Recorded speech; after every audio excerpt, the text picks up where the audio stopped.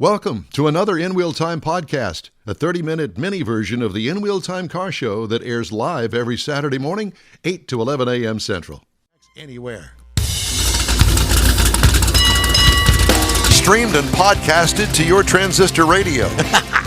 Bedroom, bathroom, automobile, around the globe, it's the In Wheel Time Car Talk Show. Just ahead, we talked to Greg Reimer, CEO of Surge Battery Metals. Plus, we'll get you caught up on the stories making automotive news headlines this week. It's all just ahead in this portion of the In Wheel Time Car Talk Show. Howdy, along with Mike out of this world, Mars, slumping behind the screen back there. We always can use the information that is provided in that noggin when he's awake. King Konrad DeLong. Yeah, that's right. And then we always need more Jeff Zekin, too. Always. I'm Don Armstrong. Glad you could join us on this Saturday for our live broadcast. If you're listening on a podcast or something that is recorded, thank you again for joining us. We appreciate you. In all of the countries. In all of the countries around the globe. What, 50 some odd? Is something it? Like that. 51. 51 countries now around the world. So there you countries. Go. So wherever you are around the globe, thank you for joining us. Send us a hey. How you doing? Hi, how you doing? Greg Reimer is president and CEO at Surge Battery Metals, a pure play lithium company focused on a flagship project called Nevada North Lithium Project in Elko County, Nevada. He is an accomplished leader who has served as an executive at one of the largest Canadian utilities and has held several senior government roles in British Columbia, including as Deputy Minister of Energy, Mines and Petroleum Resources. This guy's smart and he knows his stuff. And very good Saturday morning to you, Greg, and thanks so much for joining us. Good morning. Happy to be here with you. Well, thank you. Are you still in Canada? I am, yes. Where are you? In British Columbia, Canada. British Columbia. Okay, very good. Well, we have you have another Canadian guy that we know from Houston Autorama, and he's a big car guy, so I hope he's watching, listening to us today as well. I'm sure he is. At any rate, let's talk about the Nevada North Lithium Project in Elko County, Nevada.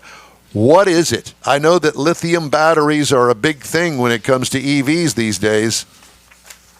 Right. Well, the Nevada North Lithium Project is exactly that, a lithium exploration project. We've been working hard on this project for approximately 3 years. Really, the elevator speech on the project is we have high-grade lithium, probably the highest grade lithium clays in the United States, and it's near surface in mining-friendly Nevada, and most of all, it's a made-in-America product. Cool. What does lithium look like? Lithium's a mineral, and it is the largest component of batteries for EVs. And why is it so important a portion of the battery? Why have automakers designed the lithium as a catalyst, I guess, in these batteries, and why is so much of it being used? Well, it's a key component in the storage of electricity in the batteries, which allows for the significant range that goes along with battery development as we've seen it. Didn't we start with batteries, the lithium batteries in our watches? Back in the 80s. Yeah, lithium batteries are used for everything. I mean, they're in your battery lawnmower, your weed eater, your iPhone, and your EV. How much lithium is used in, let's say, a battery on your EV? Oh, it's a fairly large amount, a fairly significant amount, because it's the largest component of the battery and a heaviest component. I don't have off the top of my head the exact number there, Don. So do you measure it in weight? Do you measure it? Yeah, you measure it in weight. Okay, so it take for one car, it takes a lot of lithium for the battery that goes in a car, typically. Absolutely. Yeah. Like I said, the battery is the most expensive part of a EV. Yeah, and how long does it take to mine enough lithium to sell to a battery maker? Well, it depends on the source of the lithium. In our case, we're not in production yet. We're, at the exploration stage. And in our case, the lithium is mixed in with clay. And so we have a lot of lithium near surface. So it's a process of extracting, kind of strip extracting product and separating the lithium from the clay. It's new technology, and we're working to develop that along with others. There's others that are further ahead than us, and it's very exciting. I can only imagine the kind and expense of the equipment, not only to get it out of the ground, but to separate it. Right. I mean, there's a project about 180 miles to the west of us that a company called Lithium Americas is developing. Their Thacker Pass project, and they're in construction now, and they're well in excess of $1 billion in terms of cost. So Greg, I'm sorry. I was going to say, are there other states in the U.S. that have this opportunity where there's lithium in the state or underground or close to the surface? And is it expensive to mine? I mean, you're not just going to strip it or dig it and then it's going to be there? Yeah, there's different types of mining lithium. In our case, as I said, it's attached to the clays, and the clays are so far concentrated in Nevada. Other types of mining around the world, not just in the United States, but there's hard rock and there's brine where the lithium's in water solution. So it really depends on the process. We see our process as being cost effective, especially with our resource close to surface. How do you find lithium? How do you know that it's there? And that's a question. Yeah, in this North Nevada project, Elko County. Yeah, that's a good question. I'm not a geologist, but our geologist found this. He was out kind of staking and doing some samples with his wife, who's also a geologist, on her 65th birthday. So he took some samples, had those samples analyzed, and they were promising, and so he staked the area. We came along and bought the staking from him, did some surface exploration. And surface exploration is simply, digging down a couple of feet, putting the dirt in a bag and sending it off to the lab to be sampled. So, we got some, eye-popping results from that, and then we decided to start drilling and determine whether what we were seeing at surface really permeated subsurface. So it's not like a Geiger counter or what they call a mosquito that you could just go over and as a reaction to it, like iron ore or something. No, not at all. No, you've got to take the product and have it analyzed in the lab. And more like oil exploration then. Somewhat. And the product you deliver to the battery makers looks like what? Well, we will measure our product in lithium carbonate equivalent and develop a battery grade lithium. So is it like a white powder? Is it a? That's correct. Yes. Okay. Oh, wow. So is this turning into the 1849 gold rush in California? Absolutely is. There's certainly a lot of activity. That's the first thing that came to my mind. We're all getting shovels. We're going to dig up your backyard this afternoon. That's right. And, and who else out there in the industry is producing lithium at these volumes? What other countries? Well, there are countries all over the world, and in Argentina, Chile, China. Most of the lithium consumed, 85% of the lithium consumed in the United States has some connection to China, whether it's mined there or processed there. And the Biden administration has taken a decision with the Inflation Reduction Act to try and build a made in America, lithium or EV battery supply chain, and that's all the way from getting the lithium out of the ground to producing batteries, so that it's not reliant on one jurisdiction wholly. So we find the lithium, we know that it's there, and we send it to China to be processed, or do we process it here? Well, there's only one lithium producing mine in the United States, and that's a small mine in Nevada. Okay. So all the lithium is really exported. And for example, if you had a hard rock lithium mine in Canada, you'd send your product to China to be processed. And so that's wow. There. Yeah. Well, I think that I would want to get in the lithium processing business. It sounds to me. Well, I mean, that's what the federal government in the U.S. is trying to promote. It's trying to promote a made in America supply chain from source to battery production. Yeah. And that's what the Inflation Reduction Act is all about. So these other lithium mines around the world are owned by who? a multitude of people, some state-owned, some owned by companies in China. They've really got behind this in the last few years and really taken control of the resource throughout the world. Yeah, we had talked to a guy from Portugal that did cobalt mining, and he was telling us that 70-80% of the cobalt mining operations worldwide are currently owned by the Chinese as well. So they're trying to. It just doesn't seem like that's a healthy way to go, is to put all of your eggs in one basket, i.e., China, that somebody else controls. Right, because it would be very easy for them to say, we're going to cut off the United States. Or where would we be then? We would really not be in a good spot, I wouldn't think. No, absolutely. I mean, we've seen recently geopolitical issues affecting supply chains, all over the world, whether it's, China's decision a while ago to restrict graphite exports, or what we've seen in the Russia-Ukraine war with restrictions on wheat exports. So, having a critical mineral and a future, important mineral to adoption of transportation or clean transportation, and having to reliant on some other countries is not a good policy position for the United States to be in. So where do you see this going in the future? Are we working to be independent for that product? Yeah, self-sufficient. Is it 5 years down the road, 10 years down the road, we're going to have more of this in other states? Oh, I think so.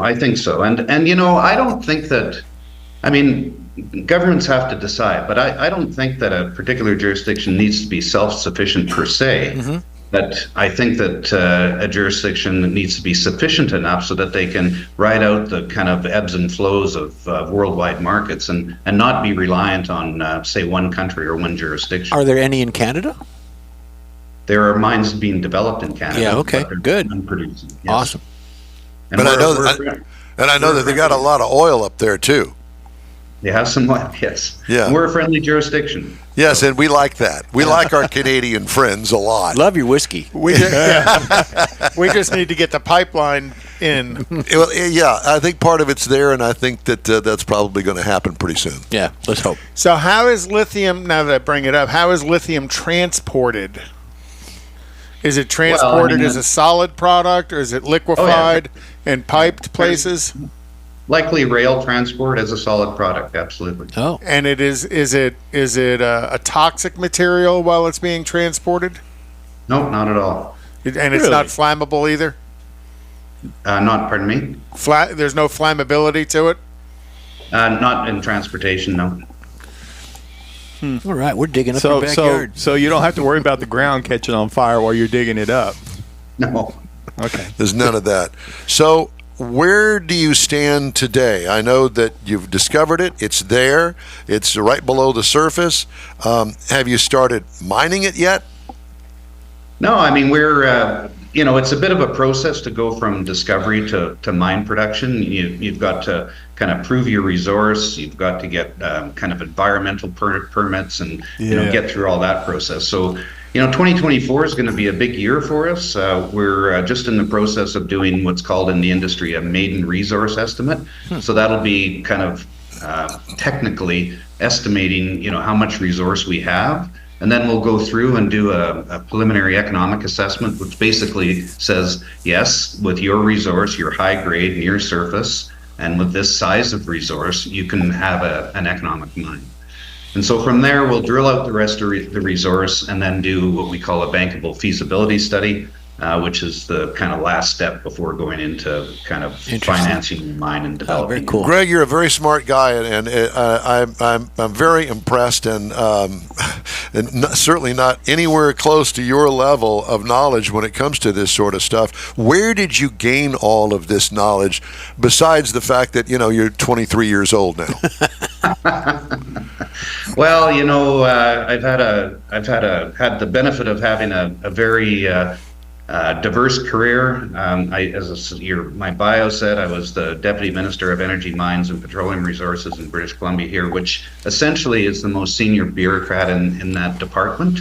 It's kind of like in the Assistant Secretary of Mining or Energy in the U.S. Kind of equivalent. So you end up picking up a lot of stuff. I worked in an electric utility. I've been a regulator in the oil and gas business also. So with 63 years of life and working knowledge, you pick up a few things every now and then. Yeah, that you do, and I'll tell you that you're one smart guy, and we wish you the best of luck in this endeavor. So, what is the next marker that you're reaching for in the short term?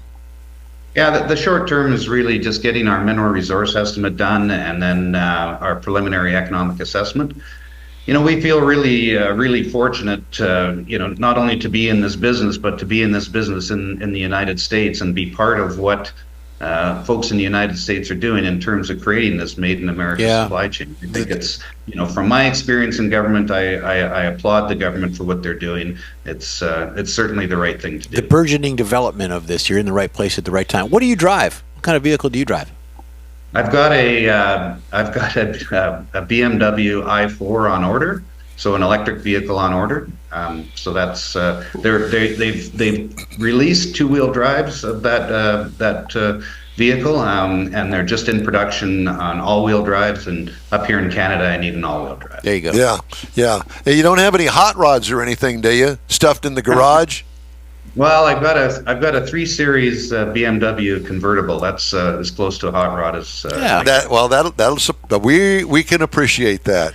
Well, Greg, it's a real honor and pleasure to talk to you, sir. Thank you very much, and we need to keep up with you. So, does Surge Battery Metals have a website or anything that we can? Yeah, absolutely. SurgeBatteryMetals.com. We trade on the Toronto Stock Exchange on the over-the-counter market in the U.S. In the U.S. NILI, NILIF, and in Canada under NILI. Hey, I honeymooned at the CN Tower back in the day. Yeah, we did that. Mm-hmm. Greg, take care. Stay warm up there. And again, we thank you very much for joining us this morning. You guys have a great day. You do Thanks. The same. Greg Reimer. Very cool. I know. And once again, learned something new that I had absolutely no clue about. He's got an EV and he's got a connection to lithium, so that's great. That's awesome. And I'm taking my lithium medications every day. Boy, yeah. Okay. And there's that as go. well. Konrad's Car Corner is what the time is now here on the In Real Time Car Talk Show. Yeah, what's in the car corner? This is a new feature that we're going to talk about some massive car scandals that have rocked the industry through years. Love that. Oh boy, I've got 9 of them. We're going to talk about 3 of them. This is kind of like The Crown. Do I have the wrong? I got the wrong one. Go ahead. I'll find it. I got the wrong one. Go ahead. So with so much revenue at stake, automakers are highly incentivized to find ways to beat their competition and gain market share. As an industry, maximizing profits by reducing operating cost often is the course that they take. Sometimes the result benefit is the automotive customer will have improved technology, performance, and safety. But occasionally the effect is a disaster. And some of those disasters are out there, and some of it's caused by one manufacturer attacking the other. So in that, General Motors had some advertisements to kill the Chrysler Airflow. You got to remember, back in the day, the Chrysler Airflow was quite a inventive car. They had hired Orville Wright to build a wind tunnel, and what they found out that the Chrysler products were more aerodynamic in reverse than they were going forward. So with Orville Wright, they created the Chrysler Airflow. Well, General Motors came out and said that, Chrysler stole our top secret plans in developing the Airflow and producing the Airflow, because the Airflow was actually a production vehicle. And then after that didn't work, General Motors came out and said, this car is totally unsafe for the market.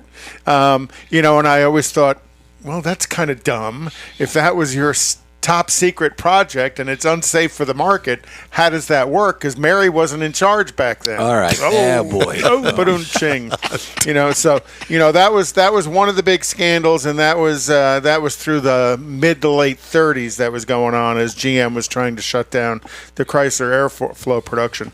The next thing that happened was the Tucker. Now, Tucker was a very inventive car. It was a rear-engine car that used basically a helicopter engine to propel it, very underpowered in what it was.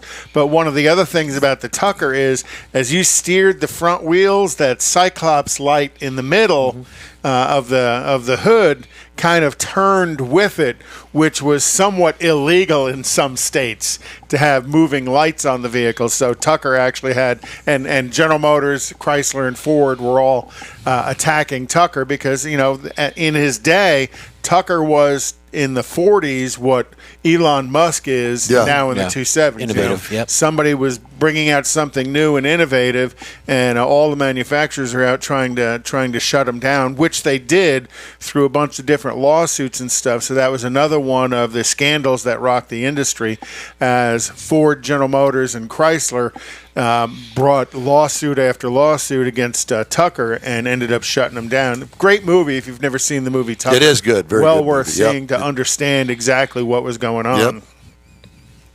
And then the third of this week is the Pinto fire. Pinto was Ford's entry into the expanding segment of compact cars.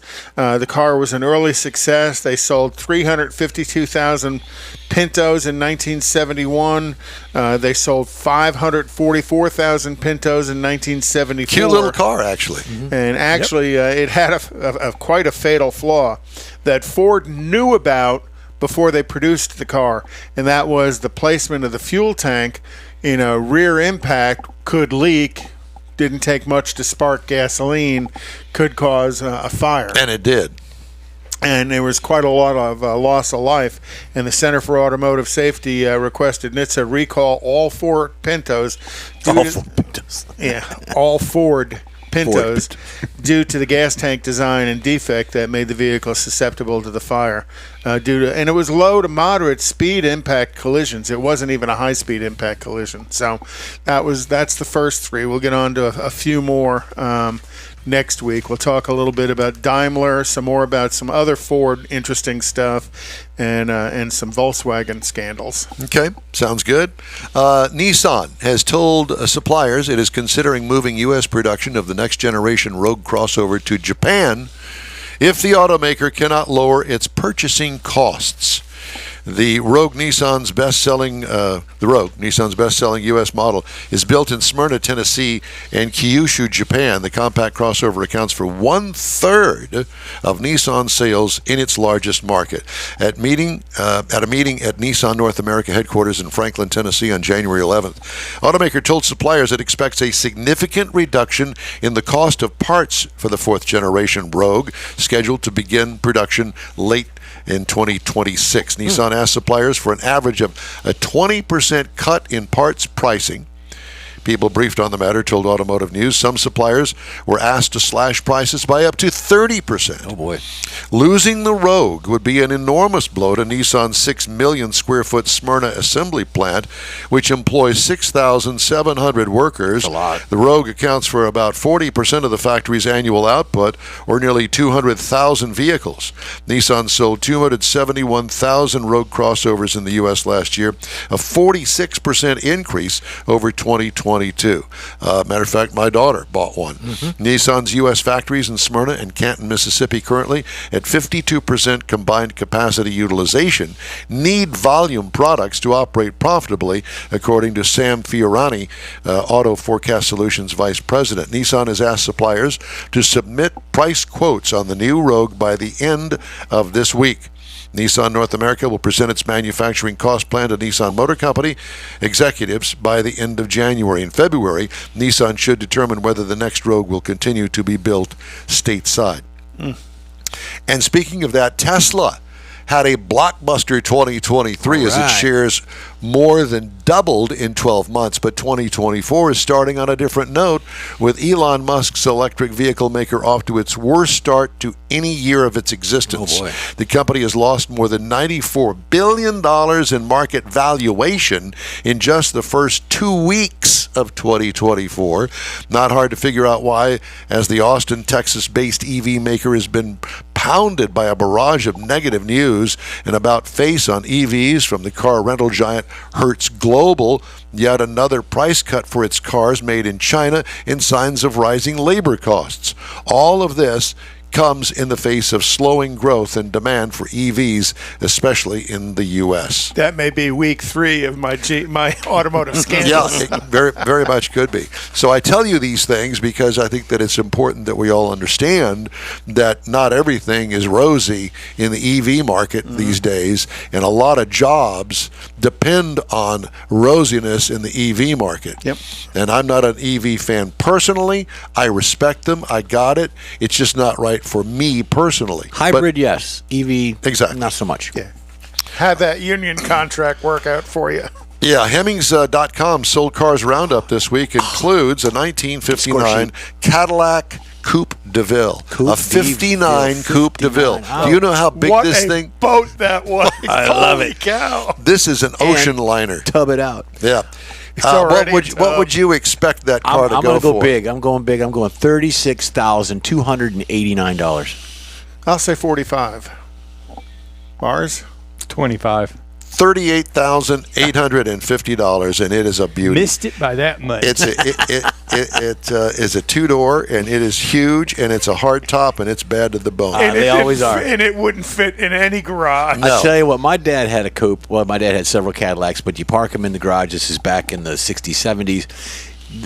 The big bumpers, they're not the Dagmars, they weren't that yeah. big, but the front bumpers, they actually touched the wall in the garage. Yeah, could I fit in there. can He would certainly actually understand bump that. it up there, yeah. And my car, a 1969 Chevy Camaro, silver. It looks like an RS. I don't think it's an SS, but it sold for $109,200. See, I wouldn't guess that. Holy Toledo. if I'd have been in you the 40s or watched, 50s. Yeah, if you watch Meekum Kissin' Me, it was amazing how some of those Camaros priced, and the resto modded ones that were the modified Didn't really ones. watch a lot of it. Quick break now. We'll be right back here on the In Wheel Time Car Talk Show. Rev your engines and set sail for the ultimate surf and turf. The Houston Automotive Show, January 24th through the 28th at NRG Center. One ticket gets you into both the auto show and the boat show. See your favorite car and boat brands under one roof. Learn about the latest electric vehicles and test drive one with Evolve Houston. Board your dream boat and check out the bass fishing demos. It's the Houston Automotive Show, January 24th through the 28th. Buy early and save at automotiveshow.com. You own a car you love. Well, why not let Gulf Coast Auto Shield protect it? Houstonian John Gray invites you to his state-of-the-art facility to introduce you to his specialist team of auto enthusiasts. We promise you'll be impressed. Whether you're looking to massage your original paint to a like-new appearance, apply a ceramic coating, install a paint protection film, nano-ceramic window tint, or new windshield protection called ExoShield, Gulf Coast Auto Shield is where Houston's car people go. Curbed your wheels? Instead of buying new, why not have them repaired? How about a professionally installed radar detector? Gulf Coast Auto Shield does that too. Get a peek inside the shop and look at the services offered by getting online and heading to gcautoshield.com. Better yet, stop by their facility at 11275 South Sam Houston Tollway, just south of the Southwest Freeway, and get a personal tour. Gulf Coast Auto Shield is your place to go for all things exterior. Call them today, 832-930-5655 or gcautoshield.com. The original group of Lupi Tortilla restaurants will have you telling your family and friends just what the original recipes mean when it comes to the best fajitas in Southeast Texas. Founder Stan Holt invites you to visit the original Lupi Tortilla near I-10 and Highway 6. Here's the original house that inspired the design of all the rest and the original charm that helped make Lupi Tortilla the go-to destination for Houston Tex-Mex. Speaking of original, nothing can compete with the original lime pepper marinade that everyone will agree makes Lupi Tortilla award-winning beef fajitas the best anywhere. Loopy Tortilla Katy is another location that gives you the same quality and service Houstonians have come to expect at Loopy's. It's located just off I-10 of the Grand Parkway at Kingsland Boulevard in Katy. Find yourself in Aggieland? Head to the Loopy Tortilla in College Station, located just around the corner from Kyle Field. It's a great place to enjoy those famous frozen margaritas before or after the game. Headed east to Louisiana? Stop in at the Loopy Tortilla in Beaumont. It too's on I-10. You can't miss it. The original group of Loopy Tortilla restaurants invites you in for the best Tex-Mex anywhere. Well, that's it for this week's In Wheel Time Car Talk Show, and here is your invitation to follow us on Facebook. Give us a like. Tell your friends about us. Share our stuff, if you would, please. We'll keep you posted on all things automotive all week long, including award-winning interviews, new car reviews, upcoming events, cruise-ins, racing, and car, truck, and SUV goodies. When you need a car fix during the week, you can find the In Wheel Time Car Talk Show 24/7 via the iHeartRadio app. We live stream this show on Facebook, YouTube, and on inwheeltime.com every Saturday, 8 to 11 a.m. Central Time, except for next week. Daily 30-minute podcasts are available from your favorite podcast provider. That's where we post a new episode every day. Yep. The In Wheel Time Marketing Advertising Advisor and Video Technical Director is We Always Need More Jeff Zekin. We do.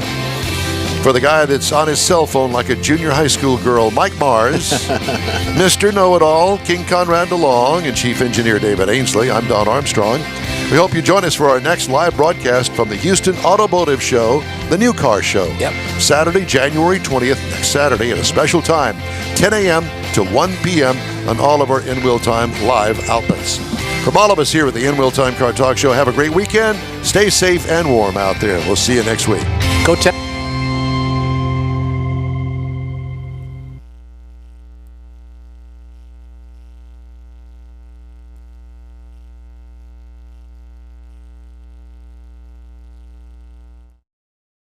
That's it for this podcast episode of the In Wheel Time Car Show. I'm Don Armstrong, inviting you to join us for our live show every Saturday morning, 8 to 11 a.m. Central on Facebook, YouTube, Twitch, and our InWheelTime.com website. Podcasts are available on Apple Podcasts, Spotify, Stitcher, iHeart Podcast, Podcast Addict, TuneIn, Pandora, and Amazon Music. Keep listening, and we'll see you soon.